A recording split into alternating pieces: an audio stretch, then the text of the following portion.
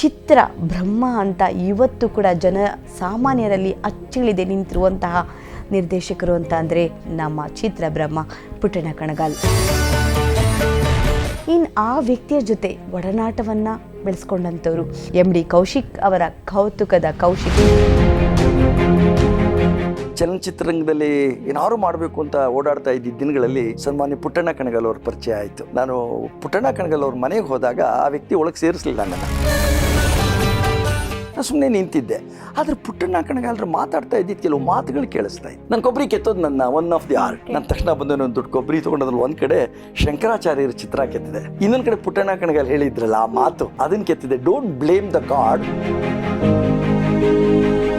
ಇಡೀ ಇಂಡಿಯಾ ಚಿತ್ರರಂಗಕ್ಕೆ negative positive ಟೆಕ್ನಿಕ್ನ ತೋರಿಸ್ಕೊಟ್ಟಿದ್ದು ಪುಟ್ಟಣ್ಣ ಕಣಗಾಲ್. ಮಾನಸ ಸರೋವರ ಅಂದ ತಕ್ಷಣ ನೀನೇ ಸಾಕಿದ ಗಿಳಿ. ಶ್ರೀನಾಥ್ ಅವರು ಒಬ್ಳು ಹುಚ್ಚಿ ಹುಡುಗಿನ ಕರ್ಕೊಂಡ್ಬಂದು ಟ್ರೀಟ್ಮೆಂಟ್ ಕೊಟ್ಟಾದ್ಮೇಲೆ ಏನಾದ್ರು ಅವಳು ರಿಪೇರಿ ಆಗ್ತಾಳೆ. ಅವಳು ಇವ್ರನ್ನ ಡಿಚ್ ಮಾಡಿ she will go behind Ramakrishna. ನಾನು ಅಷ್ಟು ಪ್ರೀತಿಯಿಂದ ಒಂದು ಗಿಣಿನ ಸಾಕಿದೆ, ಆದ್ರೆ ಆ ಗಿಣಿನ ಹದ್ದು ಬಂದು ಹೊಡ್ಕೊಂಡು ಹೊರಟೋಯ್ತಲ್ಲ. ಹಾಯ್ ಹಲೋ ನಮಸ್ಕಾರ. ಸಿನಿಮಾ ಅನ್ನೋದೇ ಒಂದು ರೀತಿ ಕಲರ್ಫುಲ್ ಪ್ರಪಂಚ, ಎಲ್ರಿಗೂ ಕೂಡ ಗೊತ್ತಿದೆ. ಸಿನಿಮಾದ ಮುಂದೆ ಸಿನಿಮಾದ ಆಚೆ ಏನೆಲ್ಲ ನಡೀತಾ ಇರುತ್ತೆ ಎಲ್ಲವೂ ಕೂಡ ಕೌತುಕವೇ. ಕೌತುಕವನ್ನು ಅನಾವರಣ ಮಾಡಬೇಕು ಅಂತ ಅಂದರೆ ನಮಗೂ ಕೂಡ ಬಹಳಷ್ಟು ಇಷ್ಟವಾದಂಥ ಹಾಗೂ ನಮ್ಮ ಒಂದು ಪರಿಶ್ರಮದ ಒಂದು ಕೆಲಸ ಅಂತ ಹೇಳ್ಬೋದು. ಸಿನಿಮಾ ಚಿತ್ರರಂಗಕ್ಕೆ ಅನೇಕ ಪಾತ್ರಗಳಿಗೆ ಜೀವವನ್ನು ತುಂಬಿದಂತಹ ಜೀವಾಳಗಳ ಬಗ್ಗೆ ನಾವು ಮಾತಾಡಬೇಕು. ಅವರ ಒಂದು ಪಯಣ ಹೇಗಿತ್ತು, ನಮ್ಮ ದಂತಕಥೆಗಳು ನಾವು ಕೇಳ್ತೀವಿ, ಪಂಚತಂತ್ರ ಕಥೆಗಳನ್ನು ಕೇಳಿ ನಾವು ಮಕ್ಕಳನ್ನು ಖುಷಿ ಪಡಿಸ್ತೀವಿ. ಆದರೆ ಚಿತ್ರರಂಗದ ಕಥೆಗಳನ್ನು ನಾವು ಆ ದಶಕದ ನಾವು ಈ ದಂತಕಥೆಗಳು ಅಂತಲೇ ತುಂಬ ಫೇಮಸ್ ಆಗಿರುವಂತಹ ಹಾಗೆ ಚಿತ್ರ ಬ್ರಹ್ಮ ಅಂತ ಇವತ್ತು ಕೂಡ ಜನ ಸಾಮಾನ್ಯರಲ್ಲಿ ಅಚ್ಚಳಿದೆ ನಿಂತಿರುವಂತಹ ನಿರ್ದೇಶಕರು ಅಂತ ಅಂದರೆ ಆ ಸಾಲಿನಲ್ಲಿ ಬರುವಂತಹ ಮೇರು ಪಂಕ್ತಿಯಲ್ಲಿರೋದು ಒನ್ ಆ್ಯಂಡ್ ಓನ್ಲಿ ನಮ್ಮ ಚಿತ್ರ ಬ್ರಹ್ಮ ಪುಟ್ಟಣ್ಣ ಕಣಗಾಲ್. ಸೊ ಅವ್ರ ಬಗ್ಗೆ ನಾವು ತಿಳ್ಕೊಳ್ಳುವಂತಹ ಕಾತುರ ಅಂತೂ ಸಿಕ್ಕಾಬಟ್ಟೆ ಇದೆ. ಇನ್ನು ಆ ವ್ಯಕ್ತಿಯ ಜೊತೆ ಒಡನಾಟವನ್ನು ಬೆಳೆಸ್ಕೊಂಡಂಥವ್ರು, ಸಲುಗೆಯಿಂದ ಇದ್ದವರು, ಅವರೊಂದಿಗೆ ಕೆಲಸವನ್ನು ಮಾಡಿದವರು, ಅನುಭವವನ್ನು ಪಡೆದುಕೊಂಡವರು, ಆ ಅನುಭವ ಮತ್ತು ಆ ಒಂದು ಪಯಣ ಆದ ಬಗ್ಗೆ ನಮ್ಮೊಂದಿಗೆ ಹಂಚ್ಕೊಳ್ಳೋದಕ್ಕೆ ಇರುವಂತಹ ನಮ್ಮ ನಟ, ನಿರ್ದೇಶಕ ಹಾಗೂ ನಿರ್ಮಾಪಕರು, ಎಲ್ಲಕ್ಕೂ ಮಿಗಿಲಾಗಿ ದ ಬೆಸ್ಟ್ ಮ್ಯೂಜಿಷಿಯನ್ ಅಂತ ಹೇಳ್ಬೋದು, MD ಕೌಶಿಕ್ ಅವರ ಕೌತುಕದ ಕೌಶಿಕರನ್ನು ಮಾತಾಡಿಸುವಂತಹ ಸಮಯ. ಬನ್ನಿ ಕಾರ್ಯಕ್ರಮಕ್ಕೆ ವೆಲ್ಕಮ್ ಮಾಡೋಣ. ನಮಸ್ಕಾರ ಸರ್. ನಮಸ್ಕಾರ. ಚೆನ್ನಾಗಿದ್ದೀರಾ ಕುಸುಮ ಅವರೇ? ತುಂಬ ಚೆನ್ನಾಗಿದ್ದೀನಿ, ನೀವು ಹೇಗಿದ್ದೀರಾ? I am fine. And specially ನಿಮ್ಮನ್ನು ತುಂಬ ವರ್ಷಗಳ ನಂತರ ಮಾತಾಡ್ಸ್ಲಿಕ್ಕೆ ಬಂದಿದ್ದೀನಿ. ಆ್ಯಂಡ್ MD ಕೌಶಿಕ್ ಅವ್ರನ್ನ ಸ್ಕ್ರೀನ್ ಮೇಲೆ ನೋಡ್ತಿದ್ದಾಗೆ ಜನಗಳು ಹುಚ್ಚ ಮೂವಿ ಆ ಪೂಜಾರಿ ಪಾತ್ರದಲ್ಲಿ ಒಬ್ಬ ಬ್ರಾಹ್ಮಣನ ಪಾತ್ರದಲ್ಲಿ ಕಾಣಿಸ್ಕೊಂಡವರು ಮರೆಯಕ್ಕಾಗತ್ತಾ? ಖಂಡಿತ ಮರೆಯಕ್ಕಾಗಲ್ಲ. ಮತ್ತೆ ಅದರಲ್ಲೂ ನಮ್ಮ ಸರ್ವರ್ ಸೋಮಣ್ಣ ಸಿನಿಮಾದಲ್ಲಿ ಕಾಮಿಡಿಗೂ ಸೈ ಅಂತ ಹೇಳ್ಬಿಟ್ಟಿದ್ದೀರಾ. ಇನ್ನು ಏನು ಬಾಕಿ ಉಳಿಸ್ಕೊಂಡಿದ್ದೀರಾ? ಎಲ್ಲಿದ್ರಿ?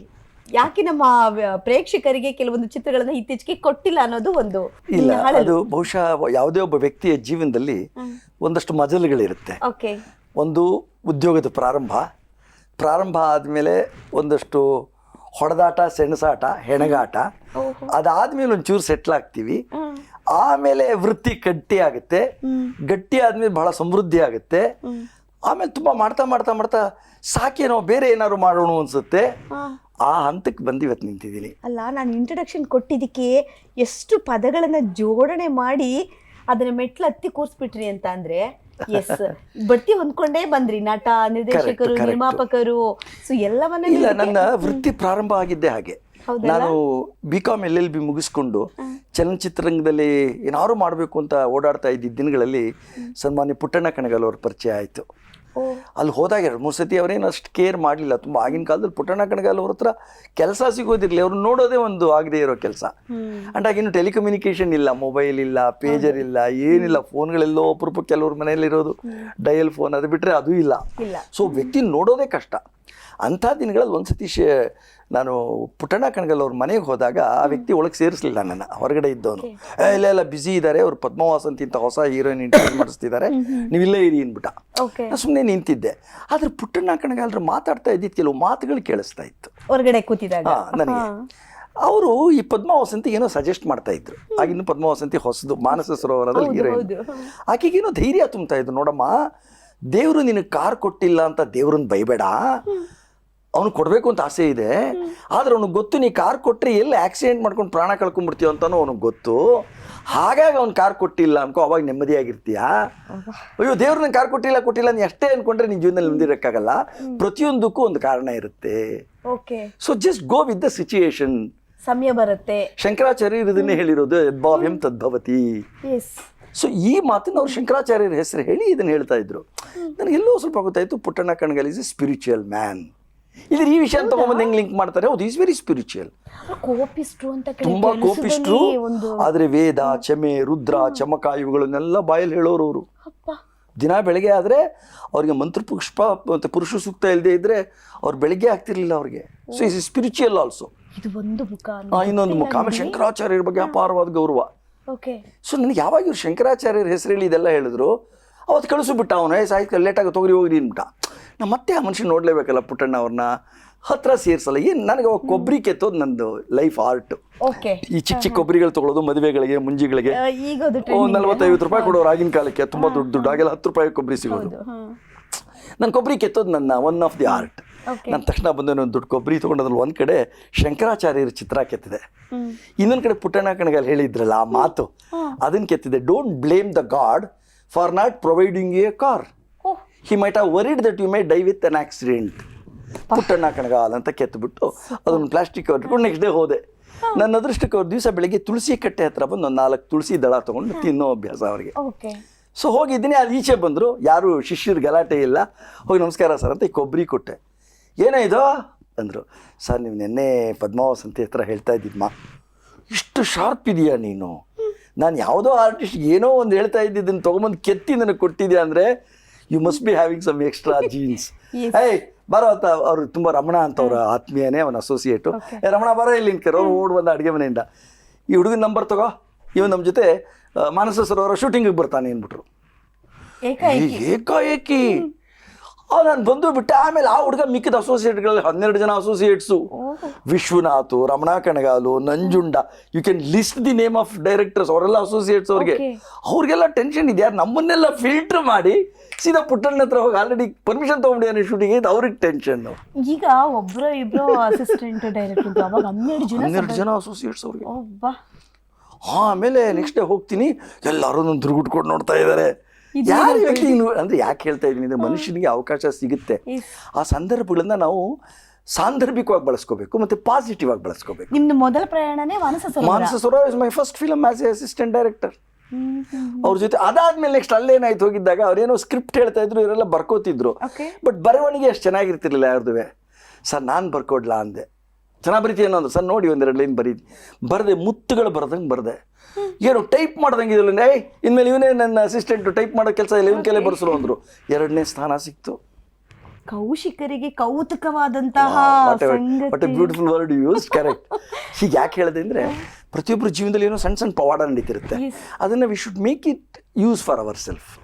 ಆಮೇಲೆ ಪುಟ್ಟಣ್ಣ ಅವ್ರ ಹತ್ರ ಹೋದೆ, ಒಂದು ಸಿನಿಮಾದಲ್ಲಿ ಕೆಲಸ ಮಾಡಿದೆ, ಅದು ಪದ್ಮಾವಸಂತಿಗೂ ಮೊದಲನೇ ಸಿನಿಮಾ ಆ್ಯಸ್ ಎ ಹೀರೋಯಿನ್, ನನಗೆ ಮೊದಲನೇ cinema as A assistant director. Super.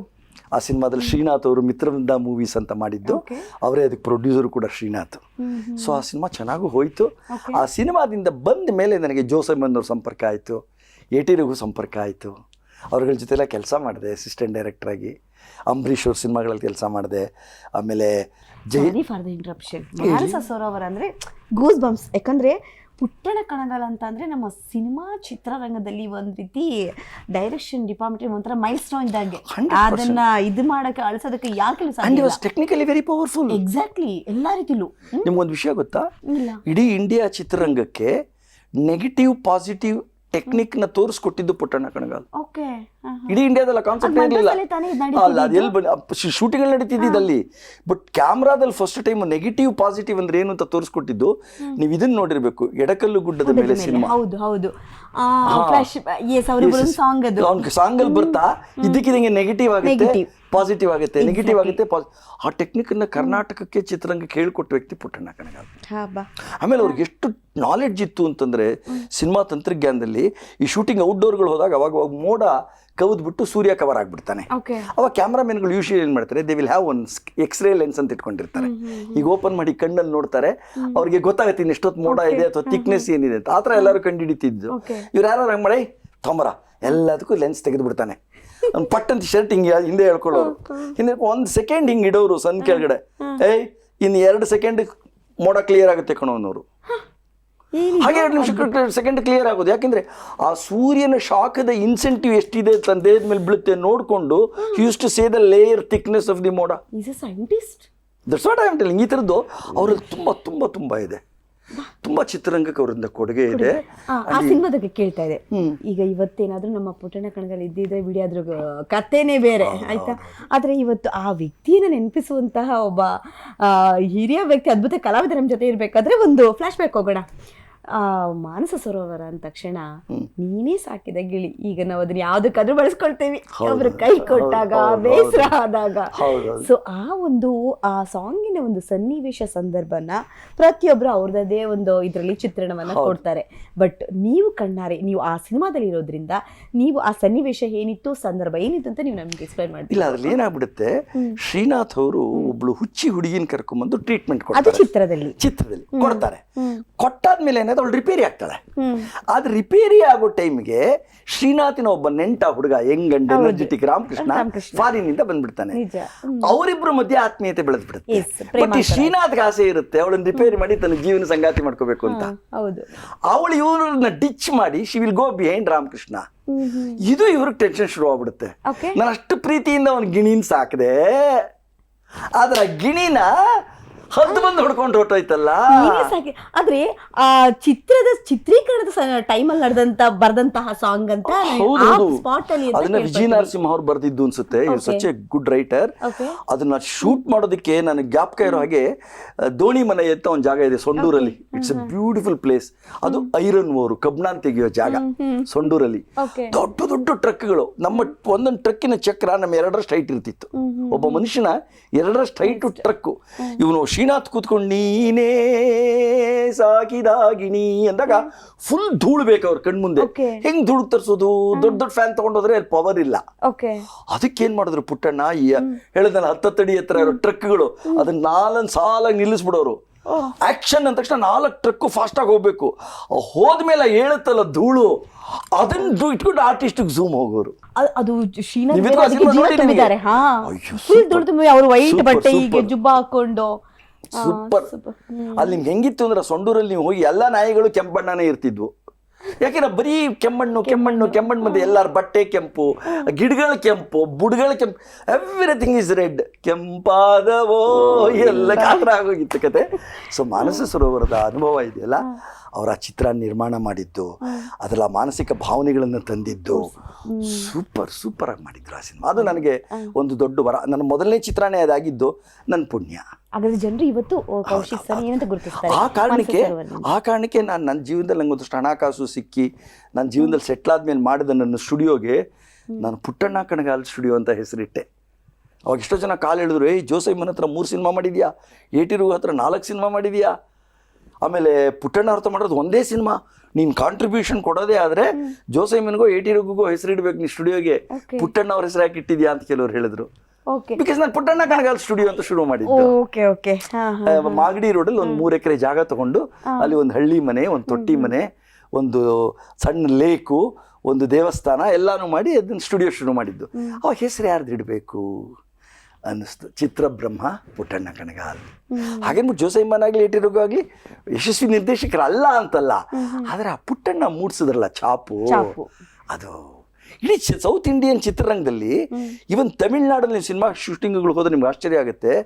K ಭಾಗ್ಯರಾಜು ಅಥವಾ ಭಾರತಿರಾಜ್ ಸಿನಿಮಾ ಮಾಡಿದ್ರೆ ಅದ್ರದ್ದು ಪ್ರೀಮಿಯರ್ ಶೋ ಮಾಡ್ಬೇಕಾದ್ರೆ ಪುಟ್ಟಣ್ಣ ಅವ್ರ ಫೋಟೋ ಇಟ್ಟು ದೀಪ ಹಚ್ಚಿ ಪ್ರೀಮಿಯರ್ ಶೋ ಮಾಡೋರು. Bharathiraja is a student of Puttanna Kanagal. Tamil Nadu use terror. ಅವ್ರ ಮನೆ ಇದ್ದಿದ್ದೆ ತಮಿಳ್ನಾಡಲ್ಲಿ ಮೋಬ್ರೋಸ್ ರೋಡಲ್ಲಿ, ಅದ್ಭುತವಾದ ದೊಡ್ಡ ಬಂಗ್ಲೆ. ಆಮೇಲೆ ಅದನ್ನ NT ರಾಮರಾವ್ ಯಾರೋ ಪರ್ಚೇಸ್ ಮಾಡಿದ್ರು ಅಂತ ಇಟ್ಕೊಳ್ಳಿ. ಸೊ ತಮಿಳ್ನಾಡಲ್ಲಿ ತನ್ನ ಅಸ್ತಿತ್ವ ಮೆರೆದವರು ಅವರು. ಆಮೇಲೆ ಅವ್ರು ಫಸ್ಟ್ ಕನ್ನಡ ಸಿನಿಮಾ ಅಲ್ವೇ ಅಲ್ಲ, ಅವ್ರು ಪೂಚಿ ಕಣ್ಣು ಅಂತ ಅವರು ಮಲಯಾಳಂ ಸಿನಿಮಾ ಡೈರೆಕ್ಟ್ ಮಾಡಿದ್ದು ಫಸ್ಟು. ಬೆಕ್ಕಿನ ಕಣ್ಣು ಅಂತ ನಮ್ಮ MK ಇಂದ್ರಾದು ಇವ್ರದ್ದು ಕಥೆ ಅದು. ಓ ಬೆಕ್ಕಿನ ಕಣ್ಣು. ಅದನ್ನ ಬೆಕ್ಕಿನ ಕಣ್ಣು ಪೂಚಿ ಕಣ್ಣು ಅಂತ ಮಲಯಾಳಂ ಸಿನಿಮಾ ಮಾಡಿದ್ರು. ಅದ್ರದ್ದು ಸೂಪರ್ ಹಿಟ್ ಆಗಿ ಆಮೇಲೆ ಬಂದು ಬೆಳ್ಳಿ ಮೋಡ ಸಿನಿಮಾ ಮಾಡಿದ್ರು. ಎಸ್, ನಾವು ಅದೇ ಆಗಿನ ಕಾಲದ ಹಾಗಾದ್ರೆ ನೀವು ಪುಟ್ಟಣ್ಣ ಕಣಗಾಲ್ ಜೊತೆ ಕೆಲಸ ಮಾಡಬೇಕಾದ್ರೆ ಸೊ ಅವಾಗೆಲ್ಲ ಇವಾಗ ಶೆಡ್ಯೂಲ್ ಏನು ಮಾರ್ನಿಂಗ್ ಆಗುತ್ತೆ, ಮಧ್ಯಾಹ್ನ ಯಾವ ಶೆಡ್ಯೂಲ್ ಬಟ್ ಅವಾಗ ನೈಟಲ್ಲೇ ಶೂಟಿಂಗ್ ಆಗ್ತಾ ಇತ್ತು ಮಡ್ರಾಸಲ್ಲಿ. ನೈಟ್ ಟೈಮಲ್ಲೇ ನಮ್ಗೆ ಕೊಡ್ತಿದ್ದು ಕನ್ನಡ ಇಂಡಸ್ಟ್ರಿ ಅವರಿಗೆ ಅಂತ ಕೇಳ್ಪಟ್ಟಿದ್ದೀವಿ. ಅಷ್ಟು ಓವರ್ ನೈಟ್ ಕೆಲಸವನ್ನ ಹೇಗೆ ನಿಭಾಯಿಸ್ತಾ ಇಲ್ಲ, ಅದು ಬೇರೆ ತರ ಆಗ್ತಿತ್ತು. ಅದು ಮಾನಸ ಸರೋವರ ವಿಷಯದಲ್ಲಿ ಆಗ್ಲಿಲ್ಲ. ಯಾಕೆಂದ್ರೆ ಮಾನಸ ಸರೋವರ ವಿಷಯನ ಅವರು ಸೊಂಡೂರು ಬಿಟ್ಟು ಇನ್ನೆಲ್ಲೂ ಶೂಟಿಂಗೇ ಮಾಡಲಿಲ್ಲ. ಇಲ್ಲಿಂದ ಬಳ್ಳಾರಿಗೆ ಹೋದ್ರು, ಅಲ್ಲಿ 3 ತಿಂಗಳಿದ್ರು. ಬಳ್ಳಾರಿಯ ಸುತ್ತಮುತ್ತಲು ಏನೇನು ಲೊಕೇಶನ್ಸ್ ಇದೆಯೋ ಅಲ್ಲೆಲ್ಲ ಶೂಟಿಂಗ್ ಮಾಡಿ ಮುಗಿಸ್ಕೊಂಡೇ ಬಂದಿದ್ದಾರೆ. ಪೂರ್ತಿ ಅಲ್ಲೇ ಅಲ್ಲೇ ಸೊಂಡೂರು ಅರಮನೆ, ಇಂಡೋರು, ಅಲ್ಲೇ ಇರೋ ಅಣೆಕಟ್ಟುಗಳು, ಅಲ್ಲಿರೋ ನದಿಗಳು, ಅಲ್ಲಿರೋ ಬೆಟ್ಟಗುಡ್ಡಗಳು, ಅಲ್ಲಿರೋ ಕಾಡುಗಳು, ಇಡೀ ಚಿತ್ರ ಮಾನಸ ಸರೋವರ ಅಲ್ಲೇ ಮುಗಿಸಿದ್ದು. ಸ್ಪೆಷಲ್ ಎಫೆಕ್ಟ್ ಮಾತ್ರ ಒಂದು ದೊಡ್ಡ ಸರೋವರಕ್ಕೆ ವಿಷ ಬಿತ್ತು ಅನ್ನೋದಕ್ಕೆ ಮಾತ್ರ ಮಡ್ರಾಸಲ್ಲಿ ಒಂದು ಅನಿಮೇಷನ್ ಮಾಡಿಸಿದ್ರು.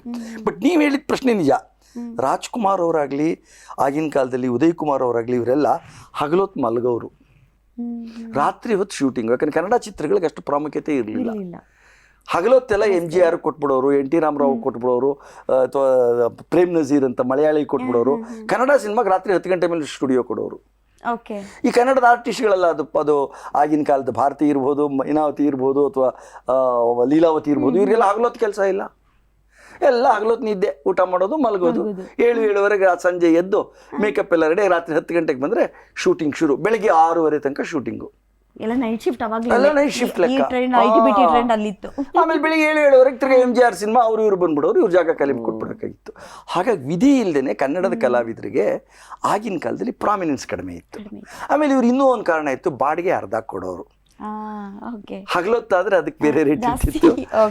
ಈ ತರ ಎಲ್ಲ ಆಗಿ ಅದನ್ನೆಲ್ಲ ದಾಟಿ ಬೆಳೆದಿದ್ದು ಚಿತ್ರರಂಗ, ಕನ್ನಡ ಚಿತ್ರರಂಗ. ಅವಾಗ ನಾವು ಕೇಳ್ತಾ ಇದ್ವಿ, ಅಂದ್ರೆ ಆ ಟೈಮ್ ಚಿತ್ರೀಕರಣದ ವೇಳೆಯಲ್ಲಿ ಇವಾಗೇನೋ ಅಡ್ವಾನ್ಸ್ ಟೆಕ್ನಾಲಜಿ ಇದೆ, ಎರೇಸ್, ಹ್ಯಾಡ್, ಡಿಲೀಟ್ ಎಲ್ಲ ಆಗೋಗ್ಬಿಡುತ್ತೆ. ಬಟ್ ಅವಾಗ ರೀಲ್ಸ್ಗಳನ್ನ ಜಾಸ್ತಿ ಯಾರು ನುಂಗಿದ್ರೆ ಸಿಕ್ಕಾಬಿಡೆ ಕೋಪ ಬರ್ತಿತ್ತಂತೆ ಪುಟ್ಟಣ್ಣ. ಸ್ವಲ್ಪ ಹೇಳಿ. ಕೋಪ ಬರೋದು ಅಷ್ಟೇ ಅಲ್ಲ, ಅವ್ರು ಹೊಡೆದಿದ್ದಾರೆ ಆರ್ಟಿಸ್ಟ್ಗಳಿಗೆ. ಇದೇ ರಾಮಕೃಷ್ಣನ್ಗೆ ಒಂದು ಡೈಲಾಗ್ ಕೊಟ್ರು, ನಾನು ಆಕಾಶದಲ್ಲಿ ಜಪಾನ್ ಮೇಲೆ ಬರಬೇಕಾದ್ರೆ ನನಗೆ ಟೋಕಿಯೋ ಕಾಣಿಸ್ತು, ಟೋಕಿಯೋ ನೋಡ್ಕೊಂಡು ಇಂಡಿಯಾಗೆ ಬಂದೆ ಅಂತ ಒಂದು ಡೈಲಾಗ್ ಹೇಳ್ತಾನೆ ಅವನೆಲ್ಲ ಒಂದ್ ಕಡೆ. ಇವಳನ್ನ ಇಂಪ್ರೆಸ್ ಮಾಡಕ್ಕೆ. ರಾಮಕೃಷ್ಣ ಅವ್ರಿಗೆ ಅದು ಫಸ್ಟ್ ಮೂವಿ ಅಲ್ಲ, ಅದಕ್ಕೆ ಮುಂಚೆ ಅವ್ರು ಆಕ್ಟ್ ಮಾಡಿದ್ರು. ಅದರಲ್ಲಿ ಇಂಪಾರ್ಟೆಂಟ್ ರೋಲ್ ಸಿಕ್ತು ಅದರಲ್ಲಿ. ಸೊ ಅವಳಿಗೆ ಪದ್ಮ ವಸಂತಿನ ಇಂಪ್ರೆಸ್ ಮಾಡೋದೇನೋ ನಾನು ಜಪಾನ್ ಮೇಲೆ ಬರ್ತಾ ಇದ್ದೆ, ಟೋಕಿಯೋ ಕಾಣಿಸ್ತು, ನೋಡ್ಕೊಂಡು ಹಾಗೆ ಇಂಡಿಯಾ ಕಡೆ ಬಂದೆ ಅಂತಾರೆ. ಬಟ್ ಅವನೇನ್ ಮಾಡ್ಬಿಡ್ತೇನೆ, ಪ್ರತಿಸಿದೆಲ್ಲ ಹೇಳುವಾಗ ನಾನು ಟೋಕಿಯೋ ಮೇಲೆ ಬರ್ತಾ ಇದ್ದೆ, ಜಪಾನ್ ಕಾಣಿಸ್ತು ಅಂದ್ಬಿಡೋನು. ಅದು ಸಾಧ್ಯ ಇಲ್ಲ. ಬೆಂಗಳೂರು ಮೇಲೆ ಬರ್ತಿದ್ದೆ, ಇಂಡಿಯಾ ಕಾಣಿಸಕ್ಕೆ ಸಾಧ್ಯ ಇಲ್ಲ. ಇಂಡಿಯಾ ಮೇಲೆ ಬರ್ತಿದ್ದೆ, ಬೆಂಗಳೂರು ಕಾಣಿಸ್. 10 ಸತಿ ಹೇಳಿದ್ರು ಅವ್ನು ಡೈಲಾಗ್ ಟೈಮಲ್ಲಿ ತಪ್ಪೇ ಬಿಡೋದು. ನನ್ನ ಮಗನೇ ಬೆಳಿಗ್ಗೆ ಊಟ ಕೊಟ್ಟಿದ್ದೀನಿ, ಬೆಳಗ್ಗೆ ಮಧ್ಯಾಹ್ನ ಊಟ ಕೊಟ್ಟಿದ್ದೀನಿ, ಕಾಫಿ ಕುಡಿಸಿದ್ದೀನಿ, ತಿಂಡಿ ತಿನ್ಸಿದ್ದೀನಿ, ಏನು ಹೊಟ್ಟೆ ಹಸುವ, ಯಾಕೆ ಇನ್ ಫಿಲಮ್ ತಿನ್ ಸಾಯ್ತೀಯ ಅಂತ ಬಂದ್ಬಿಟ್ರು. ಆಮೇಲೆ ಕರೆಕ್ಟಾಗಿ ಹೇಳ್ದ, ಡೈಲಿ ಬಿತ್ತಲ್ಲ ಇಟ್ಟು ಕರೆಕ್ಟಾಗಿ ಹೇಳ್ದ. ಹಾಗಾಗಿ ಆಗಿನ ಕಾಲದಲ್ಲಿ ಏನಾಗಿತ್ತು, ಫಿಲಮ್ ಕಾಸ್ಟು ತುಂಬಾ ಜಾಸ್ತಿ ಇತ್ತು, ನೆಗೆಟಿವ್ ಕಾಸ್ಟು. ಅದು ಏನು 2 ಥರ ಬರೋದು. ಒಂದು 1000 ಅಡಿದು ಬರೋದು ರೀಲ್ಗಳು, 1000 ಅಡಿ ಇರ್ತಿತ್ತು. ಅದನ್ನ ಮೀಚಲ್ ಕ್ಯಾಮ್ರಾ ಅಂತ ಇರೋದು. ಮೀಚಲ್ ಕ್ಯಾಮ್ರಾದಲ್ಲಿ ನೀವು 1000 ಅಡಿದು ಸ್ಪೂಲ್ ಹಾಕಕ್ಕೆ ಅವಕಾಶ ಇತ್ತು. ಬಟ್ ಮೀಚಲ್ ಕ್ಯಾಮ್ರಾ ಎಲ್ಲ ಕಡೆಗೂ ತರಕ್ ಆಗ್ತಿಲ್ಲ, ತುಂಬಾ ತೂಕ. ಅದು ಇಂಡೋರ್ ಕ್ಯಾಮ್ರಾ, ಈ ದೊಡ್ಡ ದೊಡ್ಡ ಸ್ಟುಡಿಯೋಗಳಲ್ಲಿ, AVM ಸ್ಟುಡಿಯೋ ಅಂತ ಕಡೆ ಎಲ್ಲ ಯೂಸ್ ಮಾಡೋರು. ಈ ಔಟ್ಡೋರ್ಗೆ ತೊಗೊಂಡ್ಬರ್ಬೇಕಾದ್ರೆ ಆರಿಫ್ಲೆಕ್ಸ್ ಅಂತ ಬೇರೆ ಕ್ಯಾಮ್ರಾ ಬಂತು. ಅದಕ್ಕೆ 400 ಅಡಿ ಫುಟೇಜ್. ಸೊ ದೊಡ್ಡ ದೊಡ್ಡ ಸಿನಿಮಾಗಳಿಗೆ ಸ್ಟುಡಿಯೋ ಒಳಗಡೆ ಮಾಡುವಾಗ 1000 ಫೀಟ್ ಫುಟೇಜ್ ಒಂದ್ಸತಿ ಹಾಕ್ಬಿಟ್ರೆ ಅದು ಮುಗಿಯೋವರೆಗೂ ಶೂಟಿಂಗು. ಇಲ್ಲ ಅಂತಂದ್ರೆ 400 ಅಡಿ ಫೀಟ್ ಔಟ್ಡೋರ್ಗೆಲ್ಲ ಬಂದ್ರೆ, ಎಡಕಲ್ಲು ಗುಡ್ಡದ ಮೇಲೆ, ನಾಗರ ಹಾವು, ಈ ಸಿನಿಮಾಗಳೆಲ್ಲ ಔಟ್ಡೋರಲ್ಲಿ ಮಾಡಿರೋದು.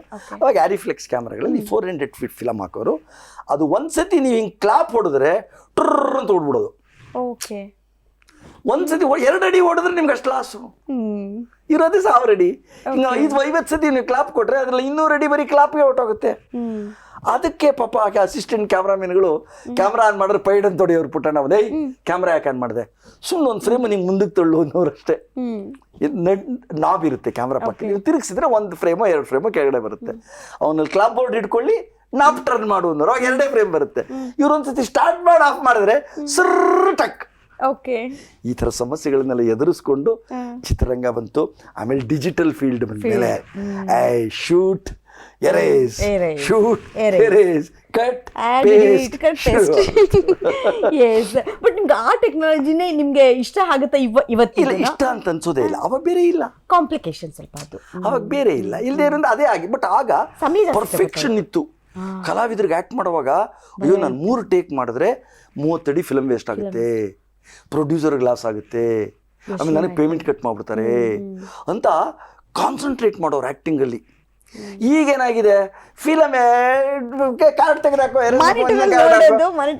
ತಪ್ಪು ಮಾಡ್ತಾ ಇರ್ತಾರೆ. ಕೇಳಿದ್ರೆ ಏನ್ ಬಿಡಿ ಸರ್, ಇನ್ನೊಂದು ಎರೇಸ್ ಮಾಡಿ ಸರ್ ಅಂತಾರೆ ಆರ್ಟಿಸ್ಟ್ಗಳು, ಕ್ಯಾಮ್ರಾಮನ್ಗಳಿಗೆ. ಅಲ್ಲಿ ಆಗ ಎರೇಸ್ ಮಾಡೋ ಪ್ರಶ್ನೆನೇ ಇಲ್ಲ, ಆಗ ಹೋಯ್ತು ಒಂದ್ಸತಿ ಮಾಡ್ರೆ ಹೊಟ್ಟೋಯ್ತು. ಹೀಗೆ ಹಲವಾರು ಏಳ್ಬೀಳ್ಗಳನ್ನ ದಾಟ್ಕೊಂಡು ಚಿತ್ರರಂಗ ನಿಮ್ಗೆ ಆಗಿದ ಅನುಭವ ಹೇಗೆ ಅವ್ರ ಜೊತೆ ಪುಟ್ಟ ಫಸ್ಟ್ ಮೂವಿಲಿ? ವಾಸ್ ವೆರಿ ಒಂದೇ ಒಂದು ಸೀನ್ ಹೇಳಲೇಬೇಕು, ಅದು ಹೇಳಲೇಬೇಕಾದ ವಿಷಯ. ಅದು ಕಾಂಟ್ರವರ್ಸಿನೂ ಕೂಡ ಹೌದು. ನಾನು ಅವ್ರ ಸೇರ್ಕೊಂಡ್ಬಿಟ್ಟೆ, ನನಗೆ ಸ್ವಲ್ಪ ಪ್ರಾಮಿನೆನ್ಸ್ ಜಾಸ್ತಿ ಆಯಿತು. ಆಮೇಲೆ ನಾನು ಈ ಪುರುಷ ಸೂಕ್ತ ಇದೆಲ್ಲ ಬಾಯಲ್ಲಿತ್ತು ನನಗೆ. ಒಂದು ದಿವಸ ಬೆಳಗ್ಗೆ ದಿವಸ ಟೇಪ್ ರೆಕಾರ್ಡ್ ಆಗಿಲ್ಲ, ಕಾಲದ ನ್ಯಾಷನಲ್ ಟೇಪ್ ರೆಕಾರ್ಡರ್ ಅಂತ ಬರೋದು. ಹಿಂಗೆ ಒತ್ತಿದ್ರು ಒಂದು ಮುಚ್ಚಳ ಈಚೆ ಬರುತ್ತೆ, ಅದು ಕ್ಯಾಸೆಟ್ ತಿರ್ಗಾ ಪ್ರೆಸ್ ಮಾಡಿದ್ರೆ ಟ್ರರ್, ಅದ್ರಲ್ಲವರು ಮಂತ್ರ ಪುಷ್ಪ ಹಾಕೊಳ್ಳೋರು. ತೈತಿರಿ ಉಪನಿಷತ್, ಫಾರ್ ಎಕ್ಸಾಂಪಲ್ ಮೃತ್ಯುಂಜಯ ಮಂತ್ರ ಅವ್ರಿಗೆ ತುಂಬಾ ಇಷ್ಟ. ಆ ಅದರಲ್ಲಿ ಅದು ಹಾಕೊಂಡು ಕೇಳೋ ಅಭ್ಯಾಸ ಅವ್ರಿಗೆ. ತ್ರಯಂಬಕಂ ಯಜಾಮಹೇ ಸುಗಂಧಿಂ ಪುಷ್ಟಿವರ್ಧನಂ ಓರ್ವಾರಕಮೇವ ಬಂಧನಾನ್ ಮೃತ್ಯೋರ್ ಭಕ್ಷೀಯಮಾಂ, ಈ ಥರದ ಮಂತ್ರಗಳು ಬರೋದು.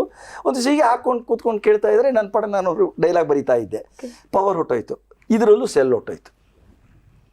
ಫಸ್ಟು ಪವರ್ ಕನೆಕ್ಟ್ ಮಾಡಿದ್ರು, ಪವರ್ ಹೊಟ್ಟೋಯ್ತು. ಒಂದು ಸ್ವಲ್ಪ ಹೊತ್ತು ಇದನ್ನ ಯೂಸ್ ಮಾಡಿದ್ರು, ಸೆಲ್ ಹೊಟ್ಟೋಯ್ತು. ಬಟ್ ಅವ್ರಿಗೆ ಇನ್ನೂ ಕೇಳಬೇಕು ಸ್ವಲ್ಪ, ಏನೋ ಇದು ಶೂಟಿಂಗ್ ಟೈಮಲ್ಲಿ ಅಪಶಕನ, ಪವರ್ ಹೊಟ್ಟೋಯ್ತು ಅಂದ್ರು. ಸರ್ ನಾನು ಹೇಳ್ತೀನಿ ಬಿಡಿ ಅಂತ ನಾನು ಐ ಸ್ಟಾರ್ಟೆಡ್ ಕಂಟಿನ್ಯೂ ದಟ್ ಮಂತ್ರ. ಆಮೇಲೆ ಉಪನಿಷತ್ತು ಎಲ್ಲ. He was shocked. ಇದೆಲ್ಲ ಯಾವಾಗಲೂ ಕಲ್ತೆ ನೀನು ಮುಂಡೆ ಗಂಡ ಅಂತ ಬೈದ್ರು. ಇಲ್ಲ ಸರ್, ಏನೋ ಮನೆಯಲ್ಲಿ ಸ್ವಲ್ಪ ಸಂಸ್ಕಾರ ಇದೆ. ಹೌದು, ತುಂಬ ಹೇಳೋರು, ಏನೋ ಸಂಸ್ಕಾರ ಸರ್ ಕಲ್ತಿದ್ದೀನಿ ಅಂತ. ಅದನ್ನು ಸುಮ್ಮನೆ ಇರ್ಲಾರ್ದೆ ಸೆಟ್ಟಲ್ಲಿ ಬಂದು ಎಲ್ಲರ ಎದುರುಗಡೆ ನನ್ನ ಕರೆದು ಭುಜ ಹಿಂಗೆ ಭದ್ರವಾಗಿ ಇಟ್ಕೊಂಡು, ನೋಡ್ರೋ ಕೌಶಿಕ, ನೀವುಗಳು ಇದ್ದೀರಾ ಮುಂಡೆ ಮಕ್ಕಳ, ನೋಡಿ LLB ಓದಿದ್ರೆ, ನೀವು ಯಾರು ಓದಿದ್ರಿ LLB ಓದಿ ನಮ್ಮ ಸಂಸ್ಕೃತಿ ನಮ್ಮ ಧರ್ಮ ಎಷ್ಟು ಪ್ರೀತಿ ಅವನಿಗೆ, ಇನ್ಮೇಲೆ ನೀನು ನನ್ನ ಪಟ್ಟ ಶಿಷ್ಯ ಕಣೋ ಅಂದ್ಬಿಟ್ರು. ಆಗಿನ ಕಾಲದಲ್ಲಿ ಈ ಸೀನಿಯರ್ಸ್ದು ಟಾರ್ಚರ್ ತುಂಬಾ ಇರ್ತಿತ್ತು, ಅಸೋಸಿಯೇಟ್ಗಳು. ಯಾರು ಹೊಸಬ್ರನ್ನ ಬರಕ್ ಬಿಡ್ತಿರ್ಲಿಲ್ಲ, ಯಾಕೆ ಅವರು ಅಷ್ಟು ಕಷ್ಟಪಟ್ಟು ಬಂದಿರೋರಲ್ಲ. ಅವತ್ತಿಗೂ ಇತ್ತು, ಅವಾಗ ಇನ್ನೂ ಜಾಸ್ತಿ ಇತ್ತು. ಈಗ ಅಟ್ಲಿ ಯಾವಾಗ ಇನ್ನು ಹಣೆ ಬರ ಅಂತ ಹೊಟ್ಟೋಗ್ತಾರೆ ಜನ, ಹೋಗಕ್ಕಾಗ್ತಿರ್ಲಿಲ್ಲ. ಇದ್ದಿದ್ದೆ ಕೆಲವು ನಿರ್ದೇಶಕರು, ಕೆಲವೇ ಸಿನಿಮಾಗಳು ಕಡಿಮೆ. ಹಾಗಾಗಿ ಎಲ್ಲ ಪಾಪ ಆಯ್ತು, ಹೂಜರ್ ಆಯ್ತು. ಸೊ ಮಿಕ್ಕಿದವ್ರಿಗೆಲ್ಲ ನನ್ನ ಮೇಲೆ ಸಿಟ್ಟು ಬಂದ್ಬಿಡ್ತು. ಅದರಲ್ಲೂ ಪಾಪ ಅಸೋಸಿಯೇಟ್ ಅವರು ವಿಶ್ವನಾಥ್ ಅಂತ ದೊಡ್ಡ, ಇವಾಗ ಆಮೇಲೆ ತುಂಬ ಸಿನಿಮಾ ಮಾಡಿದ್ರು, ಪಂಚಮ ವೇದ ಅದು ಇದೆಲ್ಲ ಮಾಡಿದ್ರು. ಅವ್ರು he was the chief associate. ಅವ್ರ ಮುಂದೆ ನೋಡೋ ಇವ್ನು ಕಲ್ತ್ಕೊಳ್ರು ಅಂದ್ಬಿಟ್ರು. ಯಾರು ಸಹಿಸ್ಕೋತಾರೆ ಸೀನಿಯರ್ಸು? ನಂದು ಫಸ್ಟ್ ಸಿನಿಮಾ ಅದು. ಎಲ್ಲ ಪ್ಲಾನ್ ಮಾಡಿದ್ರಿ, ಇವನ್ ರಿಪೇರಿ ಮಾಡಲೇಬೇಕು ಕೌಶಿಕ್ಗೆ ಅಂತೇಳಿ ಅಲ್ಲಿಂದ ಕಳಿಸ್ಬೇಕು ನನ್ನ. ಇಲ್ಲ ನೀವು he may take the post. Sometimes ಹೊಗಳಿಕೆ ಕೂಡ ಒಬ್ಬ ಜೀವನದಲ್ಲಿ ಯಾವ ತರ ಅದಕ್ಕೆ ಹೇಳ್ತಾರಲ್ಲ, ಹೊಗಳಿಕೆ ಕೆಲವು ಸತಿ ಹೊನ್ನಿಂದ ಚುಚ್ಚಿದಂಗೆ ಅಂತ ಅಲ್ವಾ. ಸೊ ಯಾವುದೋ ಒಂದು ಇನ್ಸಿಡೆಂಟ್ ಇಟ್ಕೊಂಡು ಇವರೆಲ್ಲ ಯಾವುದೋ ಕಾರಣಕ್ಕೆ ಕೌಶಿಕ್ಗೆ ಹೆಂಗೋ ಕೆಲಸ ಗೊತ್ತಿಲ್ಲ, ಇವತ್ತು ಅವನನ್ನು ತಳ್ಬೋಣ, ನಾವೆಲ್ಲ ಕೆಲಸಕ್ಕೆ ಹೋಗೋದು ಬೇಡ ಅಂತೇಳಿ ಇವರೆಲ್ಲ ಅವಾಯ್ಡ್ ಮಾಡ್ಕೊಂಡು ಬರಲೇ ಇಲ್ಲ ಕೆಲಸದ ಜಾಗಕ್ಕೆ. Just to teach me lesson. ಮಾತೈತ್ರ ಕೌಶಿಕನ ಅವಾಗ ತಬ್ಗೋತೀರ ನೀವು, ಇವತ್ತು ನಾವು ನೋಡ್ತೀವಿ ಕೊಡ್ತೀವಿ, ಎಲ್ಲ ಕಟ್ಬಿಟ್ರು ಎಲ್ಲ ಕೈ. ಅವ್ರಿಗೆ ಅದು ಗೊತ್ತಿಲ್ಲ ಪಾಪ ಪುಟ್ಟಣ್ಣಂಗೆ. ಸೆಟ್ಟಲ್ಲಿ ಯಾರಿಗೂ ಗೊತ್ತಿಲ್ಲ. ನನ್ನ ಕೈ ಸಾರು ತಗೋ, ನನಗೊಂದು ಕ್ಲಾಪ್ ಬೋರ್ಡ್ ಕೊಟ್ಬಿಟ್ರು. ನಂಗೆ ಕ್ಲಾಪ್ ಬೋರ್ಡ್ ಕೊಟ್ಟಿದ್ದೇನೂ ಬರಲ್ಲ, ನಂಗೆ ಕ್ಲಾಪ್ ಹೊಡಿಯೋದಷ್ಟೇ. ಫಸ್ಟ್ ಸಿನಿಮಾ ಕೊಟ್ಬಿಟ್ರು, ನಾನು ಹೋದೆ. ಹೋಗಿ ಇವರು ಎಲ್ಲೋ ವಿಶ್ವನಾಥ ಇಲ್ಲ, ರಮಣ ಇಲ್ಲ, ಕಣಗಾಲ್ ಇಲ್ಲ, ಮಂಜುನಾಥ ಇಲ್ಲ, ಚಂದ್ರಹಾಸ ಇಲ್ಲ, ಒಬ್ಬೊಬ್ಬರ ಹೆಸರು ಹೇಳ್ತಾರೆ, ಯಾರು ಇಲ್ಲ. ಫೋನ್ ಇರ್ಲಿಲ್ಲ, ಲ್ಯಾಂಡ್ಲೈನ್ ಇತ್ತು, ಪೇಜರ್ ಇತ್ತು. ಲ್ಯಾಂಡ್ ಅಲ್ಲಿ ಏನೂ ಇಲ್ಲ, ಪೇಜರ್ ಇಲ್ಲ, ಲ್ಯಾಂಡ್ಲೈನ್ಗಳು ಎಲ್ಲೋ ಒಂದೊಂದು ಅಪರೂಪ. ಕಡೆಗೆ ಶ್ರೀನಾಥ್ ಗೊತ್ತಿತ್ತು ಈ ವಿಷಯ. ಶ್ರೀನಾಥ್ ಅದಕ್ಕೆ ಪ್ರೊಡ್ಯೂಸರ್. ಅವ್ರಿಗೂ ಹೇಳಿದ್ದು, ಸರ್ ತುಂಬ ಅವಮಾನ ಮಾಡ್ತಾರೆ ಪುಟ್ಟಣ್ಣ, ಒಂದು ದಿವಸ ಬುದ್ಧಿ ಕಲಿಸಿ ಸರ್, ನೀವು ಸ್ವಲ್ಪ ಸಪೋರ್ಟ್ ಮಾಡಿ ಇನ್ಬಿಟ್ಟಿದ್ರು ಅವ್ರಿಗೆ. ಶ್ರೀನಾಥ್ಗೂ ಪಾಪ ಅಸೋಸಿಯೇಟ್ಸ್ನ ಎದುರು ಹಾಕೊಳ್ಳೋಕೆ ರೆಡಿ ಇಲ್ಲ ಪ್ರೊಡ್ಯೂಸರ್ ಅವರು. ಅವ್ರ ಕೈಗೆ ಎತ್ಬಿಟ್ರೆ ಸಿನಿಮಾ ಸರಿಯಾಗಲ್ಲ ಅಂತ ಅವರು ಏನು ಗೊತ್ತಿಲ್ಲದ ಹತ್ರ ಬಂದಿದ್ರು. ಎಲ್ಲ ಒಬ್ರು ಕಾಣಿಸ್ತಿಲ್ಲ ಅಂದ್ರೆ ಅವ ಮೆತ್ತಕ್ಕೆ ಶ್ರೀನಾಥ್, ಅಪ್ಪಾಜಿ ನೀವು ಎಲ್ಲದಕ್ಕೂ ಬೈತೀರಂತೆ ಅಸೋಸಿಯೇಟ್ಗಳನ್ನು, ಹೊಸಬ್ರಿಗೆ ತುಂಬ ಇಂಪಾರ್ಟೆನ್ಸ್ ಕೊಡ್ತೀರಾ ಅಂತ ಅಪ್ಸೆಟ್ ಆಗ್ಬಿಟ್ಟಿದ್ದಾರೆ, ಸ್ವಲ್ಪ ದಯವಿಟ್ಟು ಅವ್ರನ್ನ ಚೆನ್ನಾಗಿ ಹ್ಯಾಂಡಲ್ ಮಾಡಿ ಅಂದ್ಬಿಟ್ರಪ್ಪ. ಏನು ಶ್ರೀನಾಥ, ಸಿನಿಮಾ ಮುಂದುವರಿಬೇಕಾ ಬೇಡವಾ? ನೀನು ಅವ್ರ ಜೊತೆ ಉಜ್ಕೊಂಡು ಹೋಗ್ತೀಯಾ? ಇವರು ನೋಡಿ ನಮ್ಮ ಅಪ್ಪ ಅಮ್ಮನನ್ನು ಹುಟ್ಟಿಸಿಲ್ಲ, ಪುಟ್ಟಣ್ಣ ಸ್ವಯಂಭೂ, ಇವ್ರು ಯಾರು ಇಲ್ಲದೆ ನಂಗೆ ಸಿನಿಮಾ ಮಾಡಕ್ ಬರುತ್ತೆ, ಅವ್ರು ಬರೋದೇ ಬೇಡ, ಕಳಿಸ್ಬಿಡು ಬೆಂಗಳೂರಿಗೆ. ಏಯ್ ಕೌಶಿಕ ಬರ ಇಲ್ಲಿ ಅಂದ್ರು. ನನಗೆ ಡಗಾಟ ಏನೂ ಗೊತ್ತಿಲ್ಲ ವಿಷಯ. ಆ ಕ್ಲಾಪ್ ಬೋರ್ಡ್ ವಾಪಸ್ ತಗೊಂಡ್ರು. ಹಿಡ್ಕೋ ಕಾಲು ಇಟ್ಕೊಂಡು 1000 ಜನ ಸೇರ್ಬಿಟ್ಟಿದ್ದಾರೆ ಶೂಟಿಂಗ್ ಜಾಗದಲ್ಲೆಲ್ಲ ನೋಡೋಕ್ಕೆ. ನಂಗೆ ಈ ಯುದ್ಧ ಭೂಮಿಗೆ ಹೋಗ್ಬೇಕಾದ್ರೆ ಕತ್ತಿಗಳನ್ನ ಕೊಡ್ತಾನಲ್ಲ ತಾಯಿ ಆದವಳು ಮಗನಿಗೆ, ತಗೋ ಮಗನೇ ಹೋಗಿ ಜಯಶಾಲಿ ಹಾಕಿ ಕ್ಲಾಪ್ ಹೊಟ್ಟು ತಗೋ ಇದನ್ನ, ಇವತ್ತಿಂದ ನೀನೇ ನನಗೆ assistant, associate, clap assistant, editor assistant ಎಲ್ಲ. ನನಗೆ ಕೆಲಸ ಗೊತ್ತಿಲ್ಲ, ನಾನೇನು ಮಾಡೋದು ಅಂದರೆ ಹೀ ಸೋ ಶಾರ್ಟ್ ಟೆಂಪರ್ಡ್ ಅಂತ. ಹೌದು, ಈಗ ನೀವು ಅದು ಬೇಡ ಅಂತ ತಿರಸ್ಕರಿಸಕ್ಕೂ ಆಗಲ್ಲ. ನಾನು ಸಾರ್ ಅಂದೆ, ಆಯ್ತು ನಿಂಗೆ ಗೊತ್ತಿಲ್ಲ, ನಂಗೆ ಗೊತ್ತು, ಹೇಳ್ಕೊಡ್ತೀನಿ ಸುಮ್ಮೀರು ಅಂದರು. ಆ ಬಸವರಾಜ್ ಅಂತ ಕ್ಯಾಮ್ರಾಮನ್ನು ಅವ್ರ ಸೈಡ್ ಕರೆದು, ಏನೂ ಮಾತಾಡಬೇಡ, ಅವರು ಬಾಣ ಇದ್ದಂಗೆ ಹೇಳಿದ್ದು ಫೋನು ಅಷ್ಟು ಅಂತ. ಆಯಿತು, ಮಧ್ಯಾಹ್ನ 2 ಗಂಟೆ ಆಯಿತು, ಶೂಟಿಂಗ್ ನಡೀತಾ ಇದೆ, ಇವರೆಲ್ಲ ಕಾಯ್ತಾ ಇದ್ದಾರೆ. ಬೆಳಗ್ಗೆ ಶೂಟಿಂಗ್ ನಿಂತೋಗಿರುತ್ತೆ, ನಾವು ಯಾರೂ ಇಲ್ಲ, ಸ್ಕ್ರಿಪ್ಟ್ ಕೊಡೋರಿಲ್ಲ, ಡೈಲಾಗ್ ಹೇಳೋರಿಲ್ಲ, ಶಾರ್ಟ್ ಬರ್ಕೊಳ್ಳೋರಿಲ್ಲ, ಎಡಿಟಿಂಗ್ ರಿಪೋರ್ಟ್ ಬರೋಲ್ಲ, ಶೂಟಿಂಗ್ ನಿಂತೋಗಿರುತ್ತೆ, ನಮ್ಮನ್ನು ಕರೆಸ್ತಾರೆ ಅಂತ ಕಾಯ್ತಾ ಇದ್ದಾರೆ. ಊಟ ತರಕ್ಕೆ ಅಂತ ನಾನು ಹೋಯ್ತು, ಅಲ್ಲಿ ಎಲ್ಲ ಕೂತಿದ್ರು. ಏನಪ್ಪ ಹೆಂಗೆ ಶೂಟಿಂಗ್ ಬೊಂಬಾಟಾಗಿ ನಡೀತಾ ಇದೆ ಶೂಟಿಂಗು, ಅಸಿಸ್ಟೆಂಟ್ ಕೌಶಿಕ್ಗೆ ಎಲ್ಲ ಹೇಳ್ಕೊಟ್ಬಿಟ್ಟು ಮಾಡ್ತಾ ಇದ್ದಾರೆ ಅಂತಂದಿದ್ದಾರೆ. ಇವ್ರ ಟೆನ್ಷನ್ನು. ಆಮೇಲೆ ಹೇಳ್ತಿದ್ರು ಶ್ರೀನಾಥ್ಗೆ, ಇವತ್ತು ರಾತ್ರಿ ಬಸ್ ಕೊಟ್ಬಿಟ್ಟು ಅವ್ರನ್ನೆಲ್ಲ ಕಳಿಸ್ಬಿಟ್ಟು 10 ಜನ ಬೆಂಗಳೂರಿಗೆ ಏನ್ಬಿಟ್ರು ಅಂದ್ರು. ಇವ್ರಿಗೆಲ್ಲ ಡಮಾರ್ ಅಂದೋಯ್ತು. ಏನೋ ಮಾಡಕ್ ಹೋದ್ರೆ ಅದು ಕೋಳಿ ಕೂಗಿದ್ರೆ ಬೆಳಗಾಗುತ್ತೆ ಅಂತ ಕೂತಿದ್ರು. ಆಮೇಲೆ 4 ಗಂಟೆ ಕಾಫಿ ತರಕ್ಕೆ ಅಂತ ವೆಹಿಕಲ್ ಅಲ್ಲಿಂದಾನೆ ಬರಬೇಕು, ಎಲ್ಲ ಅದ್ರಲ್ಲಿ ಬಂದ್ರು. ಮತ್ತೆ ಇಳಿದ್ ನಿಂತ್ರು. ಯಾರೋ ಇವರೆಲ್ಲ ಇಲ್ಲಿ ಬಿಟ್ಟವರು ಅದ್ರ ಬಿಟ್ಟಲ್ಲ. ಸಾರ್ ಅದು ಆಗೋಯ್ತು ಬಿಡಿ ಸರ್, ತಪ್ಪಾಯ್ತು ಅಂದರು. ಅದು ಯಾಕೆ ಹೇಳ್ತಾ ಇದ್ದೀನಿ ಅಂದರೆ, ಆಗಿನ ಕಾಲದ ಚಿತ್ರರಂಗ ಎಷ್ಟು ಸದೃಢವಾಗಿತ್ತು, ಎಷ್ಟು ಸ್ವಾವಲಂಬಿಯಾಗಿತ್ತು, ಆಮೇಲೆ ಎಷ್ಟು ಸ್ವಾಭಿಮಾನ ಇತ್ತು. ಅದನ್ನೆಲ್ಲ ನಾವು ನೋಡೋಕ್ಕೊಂದು ಕಲಿಯೋಕ್ಕೆ ಅವಕಾಶ ಅಲ್ವಾ.